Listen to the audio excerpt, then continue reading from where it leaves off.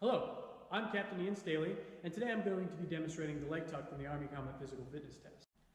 The leg tuck is challenging because it's an upper body strength plus core strength and core stability exercise. It uses a lot of the same muscles and motions that we do when we're trying to climb a rope or climb up a pole. So I'm going to demonstrate basic techniques to make sure the exercise is done correctly, and then show some tips that will help you either get one repetition or work towards maxing the test. So the first thing we're going to talk about is proper hand placement.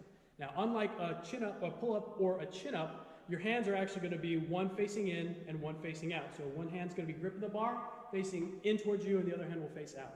And your hands can be no more than one fist apart from each other. And that's based off of your greater's fist size. So unless your greater is Andre the Giant, you don't have a lot of room to play with when you're putting your hands up on the bar.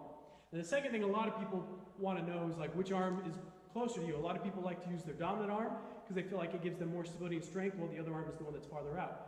I recommend that you actually do both. Train yourself bilaterally so that one, you develop symmetry, and two, by the time you take the test, you know which side is actually your strong side. So, when you mount the bar, hands proper distance apart, proper position here, you're going to extend your arms all the way. Now, a lot of people tend to drift this way, making their body perpendicular to the bar, almost like they're going to do a pull-up. But that's the incorrect technique, and your repetitions aren't going to count. And it's because they're not tightening their core. So this is where the stability comes in. You need to tighten your core, tighten your shoulders, and push your hands together like you're trying to bend the bar almost. And another really easy tip is point your knees towards the bar, and that way you'll be more flush and parallel with the bar. Now from here, you're going to flex your elbows, bring them into your chest, and bring your knees up and touch your elbows, and then extend all the way down. So a full repetition will look like this: up, touch, and down. If you don't touch your knees to your elbows, then your repetition isn't going to count.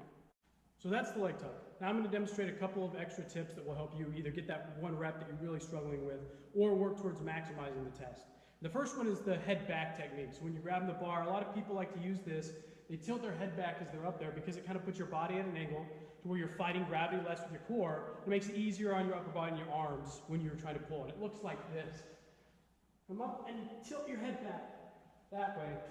Now, it's a good technique, especially if you're struggling to get that one rep. It's just hard to build actual motion and economy of motion with it, which is the second tip. You want to get into a rhythm, and you want to try and conserve energy as best as possible. And the way that I do that is I tuck my chin to my chest like I'm about to do a crunch on the bar, and it basically looks like this. Tuck, and I come up here. And it lets me get into a rhythm. I'm Ian Staley. That's the leg tuck. Thank you for watching my video, and good luck.